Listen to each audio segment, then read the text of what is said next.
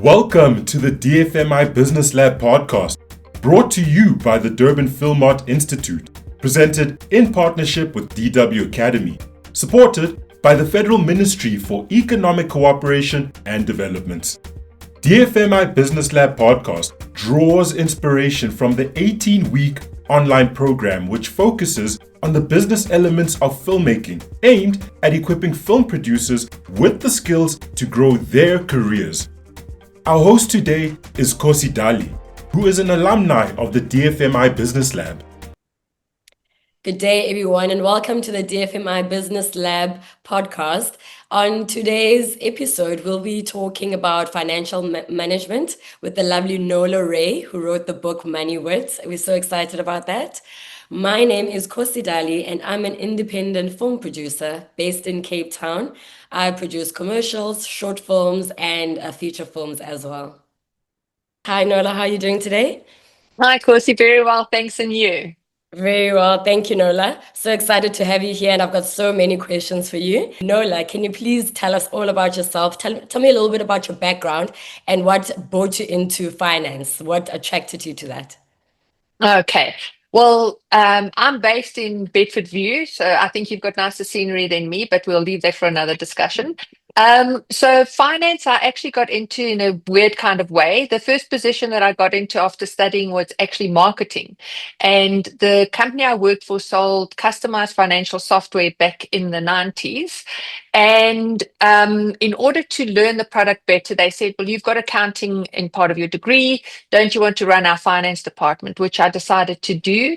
And I then had to make a choice, and I chose finance over marketing because I enjoyed the logical functions of finance, and made that decision and decided to extend my studies a bit further and remained in the corporate world. And I've been involved. So I was the financial director for a public relations company that was part of a big advertising group, and really enjoyed that creative side. It was a bit of a shocker at first. I remember going to work and seeing people dressed up in shorts and t-shirts and flip-flops, and I was like, very different environment, but I really enjoyed it. And then I decided to start my own practice. And the reason why is that finance is such a scary topic for so many people, very intimidating. And I wanted to see how it's possible to bridge the gap between this kind of subject that is so critical and important in business and even in our personal lives, but we so often don't address it because we're a little bit intimidated by it. And the idea was that we speak with our clients, not to our clients, and we explain things so that they understand. And that just developed and grew my love for finance. So yes, I love the logical side. It's very much, it gives you such great information, unemotional, very objective, but it helps you make decisions. But at the same time, I enjoy sharing, and I enjoy sort of speaking to people about it and helping them to understand the value of it. And when you see that coming through and the light bulb kind of switches on, it's a great reward for me. That's the kind of satisfaction that I get out of it as well. So yes, numbers are my life. In fact, it's a family trait. So we all involved in numbers except for one. My son-in-law is a tattoo artist. And he understands finance. So we seem to be doing something right along the way there as well. Oh, nice. I love that, Nola. And just coming from a corporate world and then also dealing with filmmakers, why do you think that they're so intimidated about finance and numbers and money? Why do you think that is? And how can we change the mind shift? So I think the biggest thing is, one, I believe there's terminologies that become confusing, and sometimes people try and explain things that are not really relevant. You know, when you're speaking to filmmakers about their finances, you don't need to explain debits and credits. You need to create a picture, and it's how we present it. And too often what happens is finance is presented in these reports that are just lines and lines and lines of numbers, account names, I don't know what it means. And instead of getting an understanding of what information it can give, we look at these things, and we also don't want to look like we don't understand. So sometimes we remain quiet and we nod because we go, okay, well, that sounds impressive, so I'll just agree. And that leads to us just handing it off to someone to say, okay, you look at it and kind of give me a bit of insight. And I think it's the way that we need to address it is I really believe in how we present information to different people. You know, when you're sitting across from somebody who's a very corporate kind of person, they like that detailed report and they want to see all the numbers and the different accounts and all that kind of thing. Whereas when you're working with people in a more creative environment, they're very often more visually driven. And there's different ways to do that. There's ways to do dashboard summaries, there's ways to do graphs and pictures so that it starts clicking, because once the click comes in, the rest will start making sense.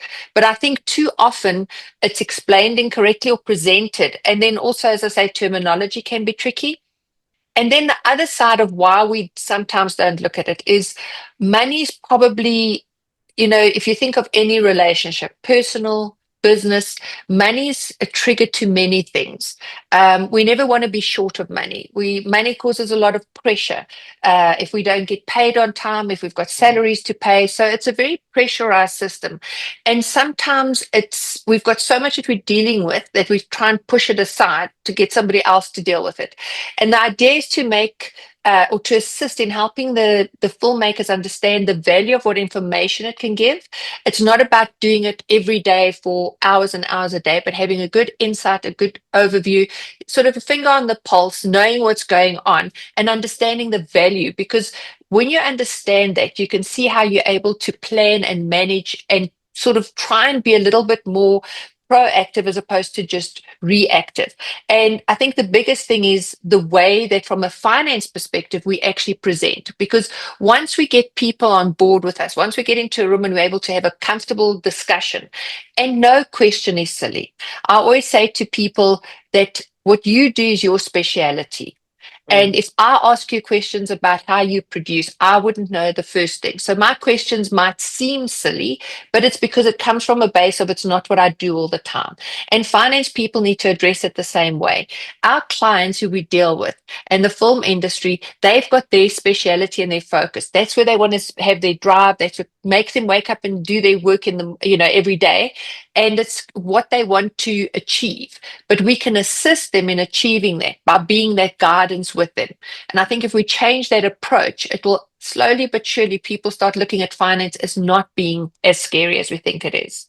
I like that. We really are visual people. Like, give us colors, give us pictures, give us, And Yes, then after that, we can go back to the spreadsheets and be like, oh, this is what she was talking about. Now I exactly. understand this. Exactly right. That's Exactly very right. true.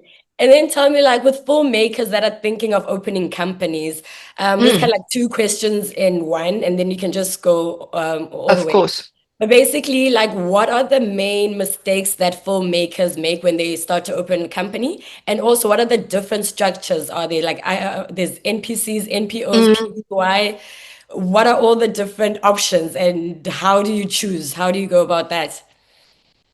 So I think the thing that we need to look at is when we start our businesses, I always drive this knowledge. We've got to try and get access to information to make informed decisions.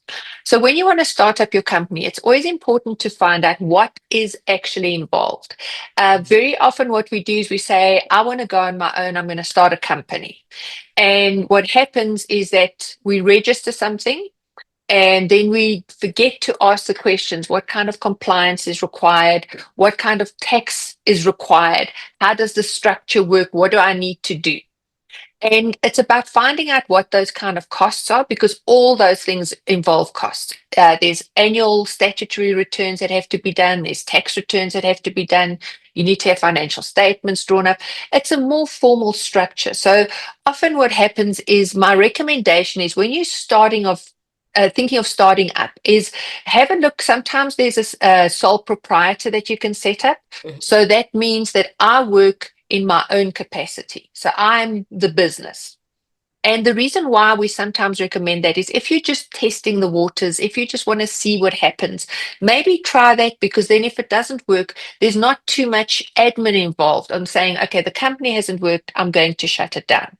If you do want to start a business, absolutely do, but get the right advice. So the different structures looking at, so NPCs, NPOs are all non-profits, and that comes with a whole different administration function. So very important to find out about that. There's rules that need to be followed there.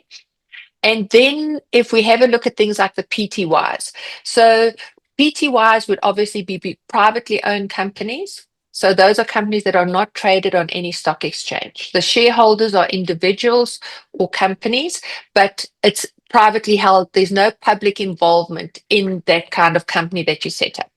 That's the best choice to go for, because what happens is if you do start up your business, then you have things to remember is it's a legal entity. So I'm a legal entity as a natural person, but so is my company.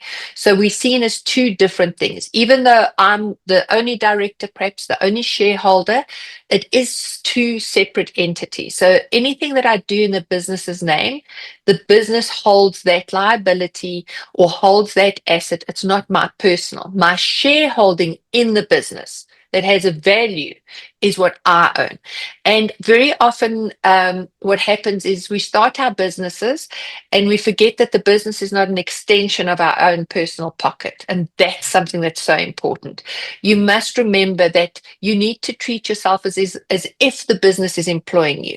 Make sure you build in a structure so that you can also earn a salary.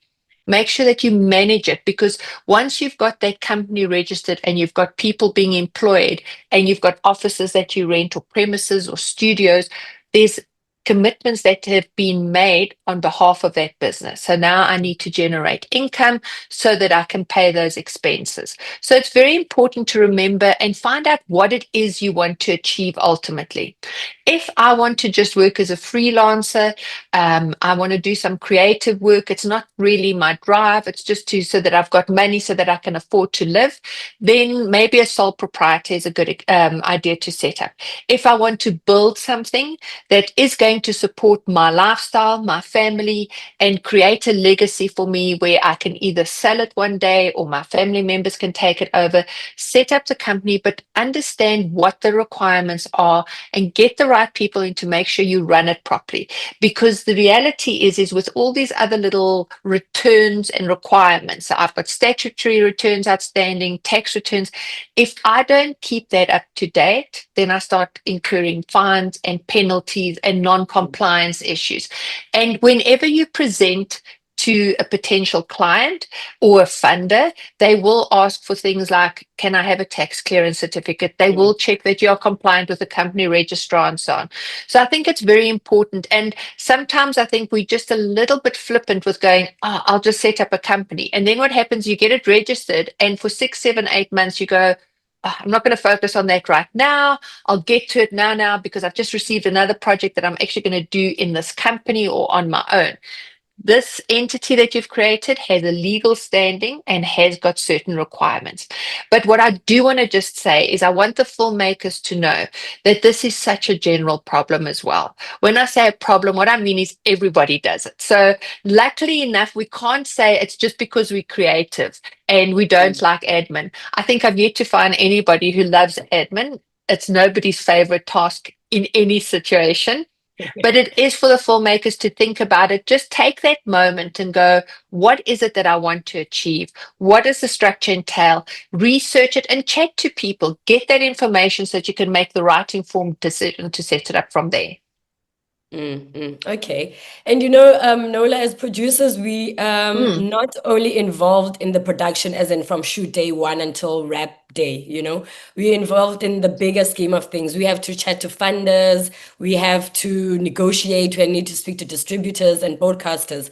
So can you tell me a little bit like what are the absolute basics of finance that we need to understand for the industry? Because you also mentioned like if you don't have your tax clearances up to date, that's a problem. Then you can have this beautiful story, a beautiful project, but then when you apply, you won't be chosen because you are non-compliant. So what are the basics that we need to understand as producers? I think the basics that we need to understand is that, one, we need to sort of see how to overcome this fear of finance so that we understand what the financial statements, and I know we'll chat about that in a little bit detail later on, but we need to understand that when you're presenting to funders and distributors, what they want to get a sense of is that you understand business and you understand your business. And that's why sometimes terminologies do matter. So when they start asking things like, what kind of assets do you have in your business if you're speaking to funders, or what is your turnover, or what kind of margins do you trade at?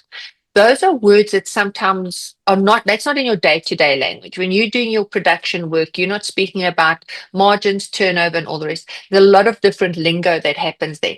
And it's important to just become comfortable with what those terms generally mean.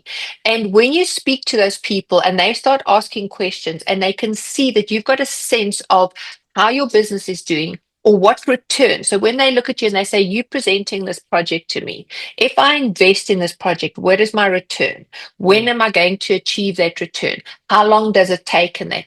So we need to look at those kind of things so that those basics are addressed, because very often we look at it and when you're sitting presenting to an potential investor and you start saying, you'll get 100% back in a year. He's going to go, no, I won't. No So ways. then, exactly.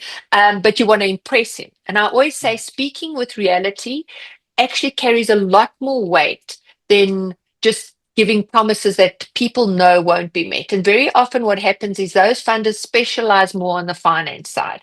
They've got people in those meetings who understand finance. So when we start presenting with things that don't quite make sense, it casts a shadow of doubt. And, the creative side is where your skill set lies. That's where you've got this amazing project that you can deliver.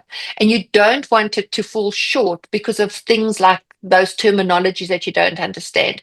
So I think we've got to get a grip on the general terminologies that we have in finance, so that when people speak about a balance sheet, an income statement, assets, liabilities, margins, we become a little bit more au fait with that. And there's different ways to do it. You can look it up on the internet. You can ask, we've got so much AI around you. It's ChatGPT, Claude, all those guys, Googled one.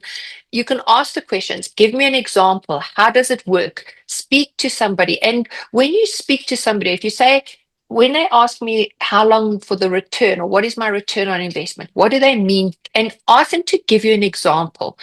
Sometimes we explain things and it's kind of up in the air. Makes perfect sense in my head. And you go, okay, I think I got it. Say, you know what, give me an example, show me how it works. And also give that example in a real life situation. So they can look at it and say, okay, if the guy invests 100,000, he wants to know how long before he gets that money back. But we've got to look at what your production budget and plan is so that we can correctly estimate it. So most importantly is we've got to give them a sense of comfort that we understand what business in general is about, and that we know what our business is about, so that when they ask those questions, we're not fumbling.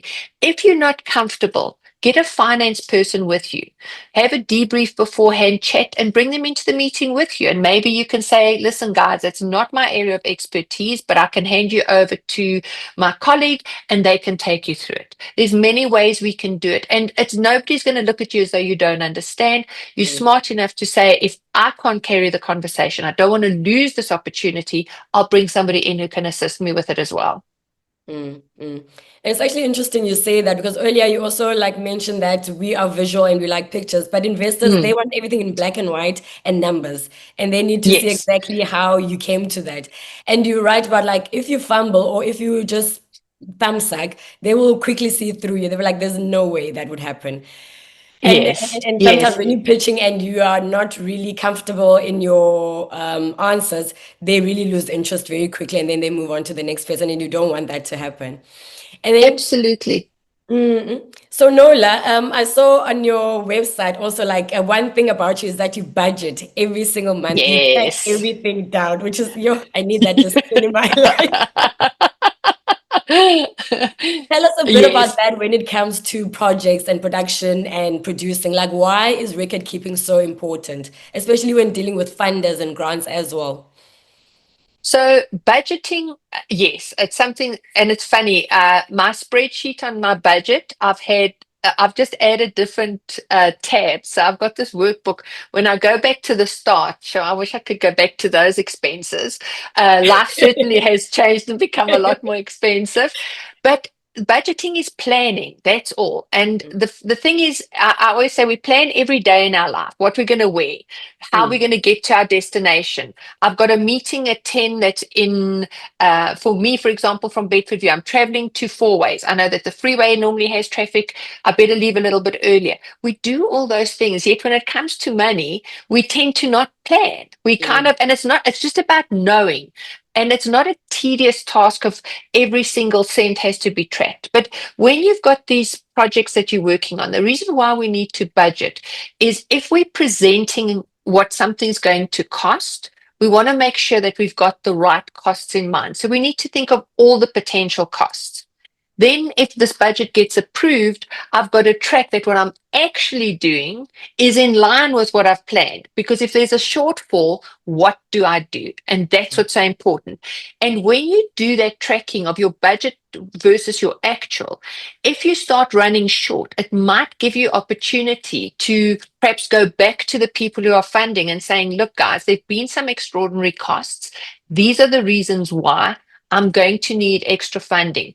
And when you present to people, and that ties into why record keeping is so important when you go to people like that as well, is if I go to somebody and I say, oh, I'm short of money now. I know you funded my project. We're 6 months in, but things are tight. We're running out. And they say, okay, well, why are you over?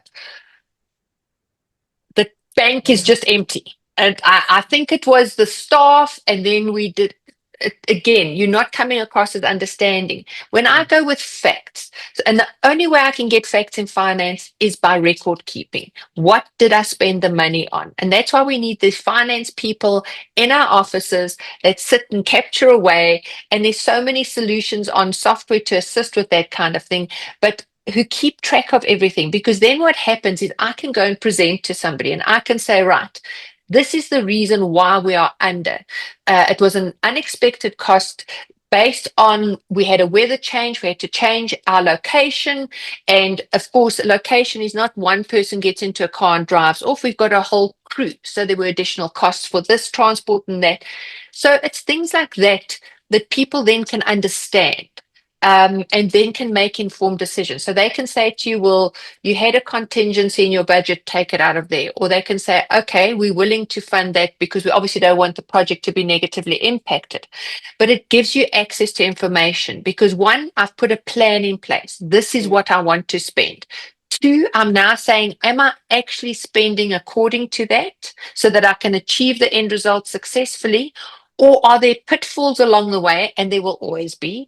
I mean, in the world of filmmaking, the plan, I mean, you've got so many elements to deal with. It's not just the natural elements, it's people, it's a whole lot of things that happen. Equipment might fail, you've got downtime. So we've got to plan for those things, but you can't plan for every single thing. I mean, if you had to do a budget to plan for every single eventuality, you'd never get to the end result. So you've got to kind of scope it, but then we manage it along the way, and then we're able to address that. It might even be that we've got a contingency in our budget that when we sit down with people, we're able to say, okay, guys, we can take a bit out of contingency, but we've got to watch our costs.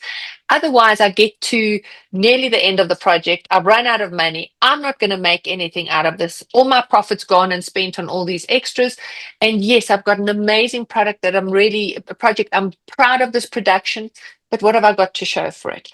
And that's why it's important, because even when you present to your funders or potential investors, they want to know that you've got your house in order. You're keeping track of things. Because remember, if I'm getting somebody's money, even though they might give it and say, yes, we get a return or whatever, they want to know it's being managed properly. So that's very, very important. And then let's say I'm a new filmmaker, I'm a new producer. I don't have access to accountants and all these fancy things.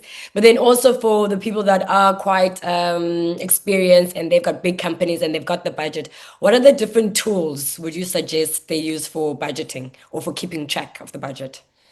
Okay, so for budgeting, I think the easiest way to start off with a budget is an Excel spreadsheet. So if you're not quite au fait with Excel, just do a few little YouTube courses, get yourself au fait with it. But that's the best way. Why? Because there's formulas that you can do. Because calculators and finger trouble happen, but you can see it a lot more easier in an Excel spreadsheet. So I would start off with using an Excel spreadsheet and planning like that. Because what's always interesting as well when you're using that is we've got numbers in our head when we start planning. And when you put them all together, either it's like, oh my goodness, I can't believe it cost that much. Or we need to go, oh, wait, I need to up this a bit. I haven't allowed for that. So it gives you a nice way of seeing what you're planning, putting the numbers together. And then when it comes to other tools with keeping track, there's a lot of software like Zero Accounting. You've got Sage Accounting and all the rest. There are a lot of accounting packages that can be used, but my strongest recommendation is that I know that costs are, I mean, in the world today, everybody's watching costs, even the big corporates. That's why when we negotiate with them, they keep cutting us down because everybody's protecting their own kind of money. But really try and see if you can get somebody who understands finance to assist you. And speak to friends, say, who do you use? I always recommend getting a personal kind of reference if I think it works. If you're going to just find somebody, meet them, speak to them, see that you click, see that they're able to have a discussion with you and guide you, because the record keeping is so important. If you cannot do that, use that same Excel spreadsheet. But it is going to be time consuming because after your hard day's work that's finished at like 10, 11 o'clock at night, you're going to have to find the time to just keep track of things, even if you're using your bank statement or so on. But it's so, so important. And then in this budget that you put in place, find a space to have some kind of resource to assist you. Focus on the work that you do. The producing work that you do is what's critical. That's what makes your business a success. What you need to be successful and remain successful is a good infrastructure that supports you. So in the beginning, yes, we do everything, but as things grow, see how you can get that support and rely on the Excel. But Excel is not a financial system. It's a system that's very flat. It's going to just tell you what it is over there. It's not going to give you financial statements. So there are software solutions. We use Xero in our practice, and I recommend Xero to all our clients because it's very user friendly. It's also very good from a cost perspective. So have a look at that. But again, also ask people. Peers in your industry will be able to give you advice on what they use, and of course, don't go to the corporates because they will use much bigger, far more expensive systems. So when you're starting out, go to the real peer group and say, guys, what kind of systems are you using? Have you got an accountant that you use who you can rely on? You can use an outsource. You don't have to employ somebody full-time. Get somebody who works 2 hours a week to start with or something like that, just to help get you on your way. But to budget, definitely use Excel, and always remember it's a planning tool. My budget that I do, and it's the same in business, I review it once a month. Okay, but I've got the figures in my head. I know what turnover I need to push. I know what my sales target is, not because of looking at all the different costs. I've got an idea of what my operational costs are. That's what you want to do in your business. What are my operational costs? What are my committed costs to suppliers for equipment hire and all those things? And what kind of sales targets do I need to drive? In the world of your projects, when are my billings going to go through? When am I going to bill the client for tranches of the funds? When is that money going to come through? We need that kind of roadmap. So think of your budget as your Google Maps. We're going to plug something in. It's going to guide us along the way, but you always have to watch. I mean, if we ignore it, they do speak to us and say, make a U-turn here, make a U-turn here when you've gone straight. The Excel's not going to speak, but we've got to make sure that we're watching it so that if we need to make a U-turn or do an adjustment, we can actually do it in time. And in your experience, Nola, what would you say is like, what are the main mistakes that people make when doing a budget? Like, what can they avoid? I don't know. So I think when doing a budget is it kind of goes from one to the other. One is they are too conservative. So what we do is we go, okay, so I've got they're going to fund 1 million and I'll just keep my costs because I want to make a really big profit. So we're not being realistic. The budget's an opportunity to be realistic. The second thing is we go over the top. So we put numbers in that are so big because we want to cover all those things. I need 5 people, but maybe we need 10. Let's just put 10 in. So you go and present it now, or you even look at it yourself and you just sit with a nightmare. And that's when we go, finance is actually just not for me. It's too onerous. This is too much. I don't know how I'm going to do it. I can never achieve it. We've got to be realistic. So sometimes we can look back at other projects that we've done. That will give us a good guideline as to how we can plan ahead, but also look at it and sometimes just ask questions, like say to one of your colleagues, or again, go to your peers and say, when you did this, did you find any extraordinary things that we don't normally look at? And also we forget for things like telephone, is there insurance, there fuel charges? Are we going to rent premises for even for a temporary period? Do we need ad hoc staff? Am I going to have extra equipment? Do I need a printer? Because yes, although everything's digital and online, do I for this need to print a whole lot of stuff out?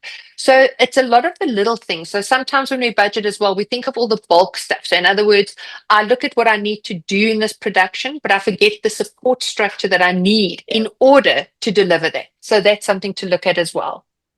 Okay. Yeah, those are big things as well. Like fuel can quickly go from Oh, zero very to quickly. thousands and thousands in a stack. Yeah, and the thing that we forget is that if we're hiring trucks and they fully sort of costed, but if we're hiring trucks and there's fuel, that fuel bill gets frighteningly expensive. Oh yes. And that's what we've got to remember, things like that. And simple things like stationery. You might forget that you need, and food. You see, we don't feed anybody at our space, so that's why I'd forget about it. But exactly that, we need food and refreshments. What about if we're in a place where there's not easy access to water and so on? We need to buy bottled water. So it's those kind of things. It's almost about taking that moment to put yourself in the place and just think of all those things. Rather put them in and then go, oh no, we won't need that, and take it out. But don't be ultra conservative, and don't also go way over the top. Be realistic. And then if you need to put a little fat in, as we say, so buffer things up a little bit so that you round it up so that you're covered, do that as well. Don't be precise to the cent, even if you've got somebody assisting you, but you don't have to do a budget. So if, for example, you're planning for, let's say, food on set, you don't have to go, it's going to be 3,432 rand and 50 cents. You can say 4,000 rand. You know what I mean? We need to, because we don't know what's going to happen. So be a little bit mindful of those potential changes, and always allow for a contingency. There will always be overruns. So if your budget comes up to a certain amount, take a percentage, maybe 5% or 10 or 15, you might get a guideline. Add a contingency to allow for unforeseen expenses that could creep in. Okay. And now let's talk a bit about financial reports, about just the basic financial reports. What financial reports should we know about? How often should we look at these, and why are they important? Can you just tell me a bit more about that? Of course. So the main financial statements is the profit and loss statement or the income statement.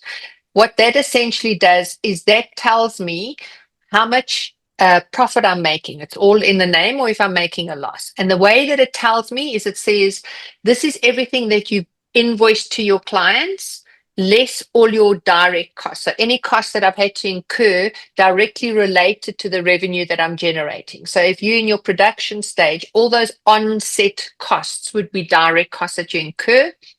Then it also tells me what my operational costs are. And operational costs are really what it costs to run my business. So it might be my admin staff, if I've got an office that I'm renting, if I've got printers in the office, the telephone, the fuel for those things, not for the job. And then it'll say what the net result is. So am I making money monthly? Am I making a profit, or am I making a loss? It's important because we obviously want to see, one, that we're billing our clients, because that's also the report that tells you what have you invoiced out to your for your funding to come through. or to the clients if you're billing them for specific projects and so on. It's going to tell us if it has been done. So it's a way to see that that has been done. And then also to look at the costs. And the reason why it's important is don't just look at the bottom line. If the bottom line shows I'm making a profit, that's great. But then also just look at the costs. Are there things that look a little bit out? In other words, something doesn't look right. I know, like the food we spoke about, let's say the food shows at 40,000. You're going to go, sure. A lot of people were very hungry, or one person was very, very hungry, or I'm feeding somebody's whole community. Let me find out. So just ask the questions. So it's important to look at that. If you're not making a profit, why? And it's not just about looking at 1 month. It'll always show cumulative. Now, an income statement shows you the results for your current financial year. The financial year is 12 months. So it shows you for that 12-month period, how you're doing per month. That's what you want to see. And cumulatively, how are you doing? So I want to track and see what that result is, because based on some of the billings that we have where we've got tranches of money coming in, we might have 1 month that's really big and then some months where we haven't got the same coming in, but we're carrying that profit over from that initial period to cover those other months. So my cumulative figure really matters, but still look at the costs. Just scan them, look at things. If you're looking at different months, where do things look inconsistent, and question those kind of things. Now, when we're making a profit, the first thing that we go is, why is this cash not in my bank? And that's always the question that's going to be asked, because a lot of people will go, you say I'm making a profit, I've got nothing in the bank. So it doesn't. First of all, bank is not your financial statement. But then I turn over to the balance sheet, the least observed financial report. But the balance sheet gives me a sense of the health of my business, but it also shows me things like, if my bank doesn't tie up to my income statement, which very seldom it does, why? And it might be because I haven't been paid yet. So yes, I've raised an invoice for tranche 1. But if it's not in my bank yet, I look at my income statement and go, you say I've got a big profit here, but when I go to my bank, there's no money.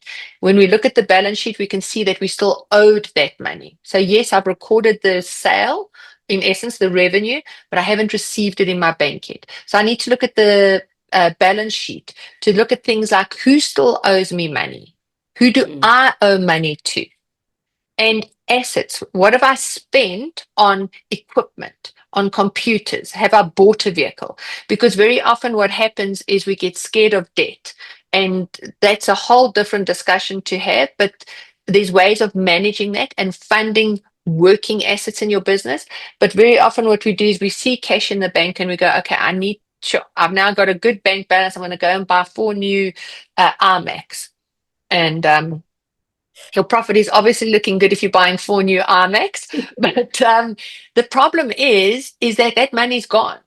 I can't expense it immediately, but then that money's gone. Now what do I do? Because I go, you saying I've made profit, but I haven't got the same in the bank. So the balance sheet will show you where you've spent that money. So it's important to look at where you've spent your money, who still owes you money, and who do you still owe money to. So the balance sheet will give you that sense. And terms that often get spoken about on a balance sheet is liquidity. So we often hear this where they say, we'll do a liquidity test, or are you trading insolvent, or whatever the case may be. And all that's important there to remember is that on the balance sheet, essentially what people are looking at is they're saying, do you have enough cash in the bank and money owed to you to cover what you owe other people? That's all. So all that they're trying to say is your wallet big enough to settle all your debts? That's essentially the summary of what they're looking at. Because if you're going to investors and they see that your wallet is very small and your money owed is very big, they're going to be worried about what has happened to the cash. Have you as an owner drawn it out? Have you bought too much equipment? But how are you going to settle that? So that's why the balance sheet, a lot of the investors look at, particularly, and your funders, because they want to see how stable your business is. And if the business is trading well, they'll look at the balance sheet. So familiarize yourself with that. There's a cash flow statement that also comes in. That really just gives you a summary of all the cash that's come in and out of the business in which areas. In other words, I've bought equipment, I received money from a funder, I've spent money on suppliers. it's a good report to look at, but to me, the most important would be your profit and loss or your income statement and the balance sheet or the statement of financial position. So that's really what we're looking at to see what's happening in our business and how the one report speaks to the other one as well. I see. And then, Nola, can you just give some advice, not only for producers or business owner, but for filmmakers, for freelancers? You know, in our industry, we work for a couple of months and we make nice money. And then the next couple of months, there's no work, no nothing, and we are broke, right? What are the things that we Yes. can do, like right now, today, to learn more about finance, to make sure that we cover for the rainy days? What are... So yes, that and the reason why I smile is because my magic budget's going to come into it, and I promise you, it's such a valuable tool. And I've actually dealt with a lot of freelancers because it's exactly the problem. As a freelancer, you've got these amazing months, and then you've got very quiet months, and we die in those months Yeah. because there's no income, and we've spent. What we need to do is we need to understand what we need monthly. So as a freelancer, I need to say, I need to cover all my expenses. I need 30,000 Rand a month. I need that. Like, otherwise I'll be evicted. I won't eat and I Yeah. won't be able to be on my phone. Then when I get the jobs, when I have those big months where I'm earning 60, I've got to get into the habit of just having that savings account that if I want to spoil myself, I take the 30 and I pay all my bills. I put 25 aside and I take 5 and I go, you know what, it was a hard month. I worked so hard. I want to just reward myself. I've never believed in never being kind to yourself. You know, you don't have to live such a strict and frugal life while you're working so hard, because why else do we get driven? If I feel no sense of benefit to what I'm doing, I'm just paying the bills. After a while, I'm like, oh, I've got to find something else to do. Coconuts on a Yeah. beach, that's my next venture. But be honest with yourself. Go through your bank statements, see what you're spending your money on. How much do I need? In those bigger months, have a savings account that when you get the extra funds, put it aside, but you've got to be disciplined. Because what happens is when you've got the quieter months, you can draw down on that. And then if you've got extra at the end, isn't that just a nice surprise to kind of have? But the only way we can plan is that we take those bigger months and we put some of it aside to balance over the rest. It's something that we have to get into the habit of, and that budget is just such an easy way to do it. It's a simple spreadsheet that we can work on. Put in all the expenses that you have. How much is it that you need? And then it takes the hardest thing, which is self-discipline. And I know it is difficult because we walk around and you see stuff and you see money in the bank and you're like, I think I deserve this, but we've got to just become disciplined in what we do. And that's the best way to manage it. And then let's say filmmakers want to get better, you know, they want to learn more about finance. Let's say maybe someone was a production manager, they want to learn more. Someone was an art director, but they want to really start getting into producing and having companies. Where can people learn more about finance, or where can we get more professional help Mhm. without breaking the bank, without spending too much money on that as well? So sometimes there's things that we can read. I've written a book that focuses on giving that kind of it's a business Money Wit book that just covers the basics to get that understanding right. I think the other thing is be careful of a lot of these courses that get offered, because many times what I see is people are going on these finance courses, but it's not teaching them the basic understanding. It gets so complex that after sort of the second or third week, they're going, my brain is like fried, not no can do. If you know people, ask if they can sit down, if you can have a discussion with them. There are also a lot of smaller courses online with different kinds of academies that you can do to get the basics understood.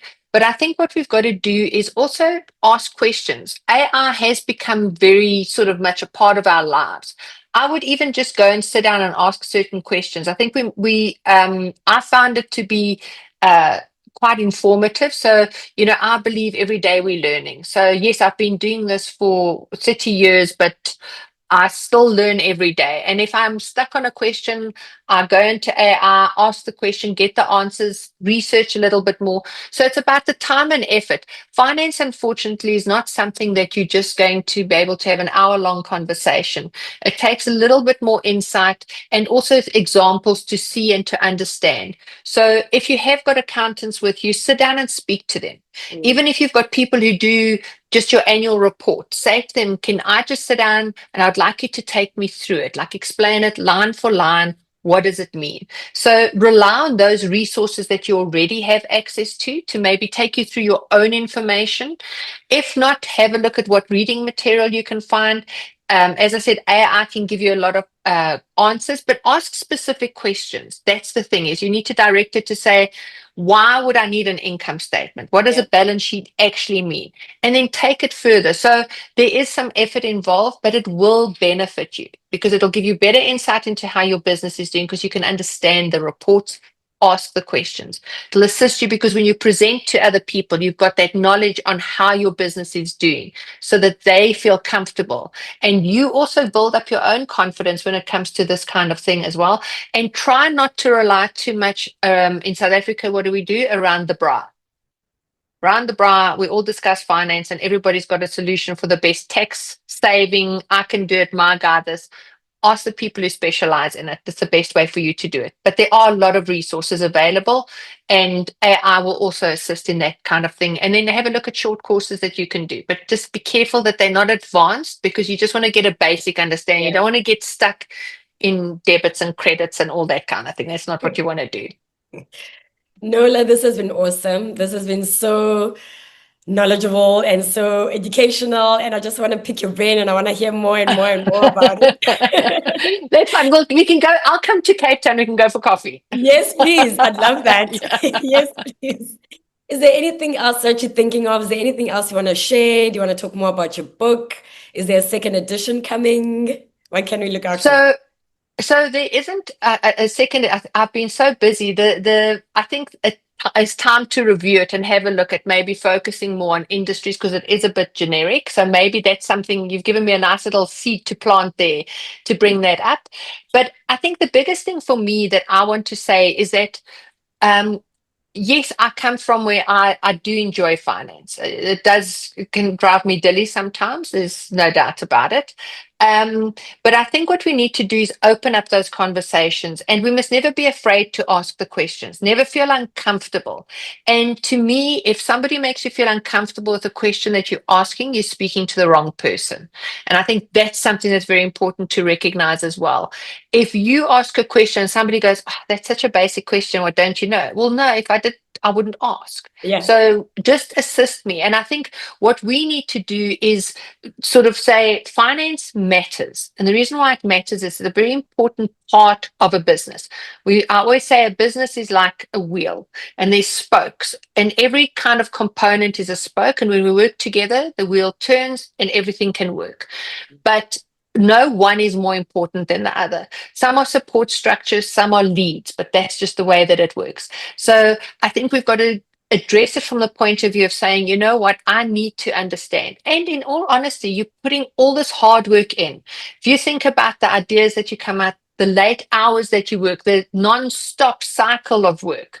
You know, people have weekends. Sometimes we don't know what a weekend is. It's like, it's a 31-day week, you know, it's just one after the other after the other. And you want to see some benefit out of that. So ask the questions. You have the right to, you need to understand and get into an environment where somebody makes you feel comfortable, because finance, as scary as it is, and as intimidating as it appears to be, is really not. If you think about it, it's all about what I own, what I owe to people. Am I making a profit? So it's all based on kind of maths. Now, I don't want to get into the subject of maths because that's not a favorite for anybody, but it's plus and minus, which we deal with all the time. You know, when we go into a shop, if I've only got 100 Rand on me, I'm not going to buy more than 100 Rand because I haven't got more cash. And that's the principle of how it all works. So we need to realize that as scary as it is, it can be made simpler for us to understand. And it's such a good tool to make decisions on. And the reason why is because it's just so objective. It tells it as it is. You know, when you sit down with somebody and they go, why am I making a loss? And you say, well, you haven't billed anybody, or you're only billing 5,000 and your costs are 50. It's not because I don't like you, I'm having a bad day. But then I can look at that fact and I can go, okay, I need to lift my game here. What am I going to do to change this? So it can really help drive things for you.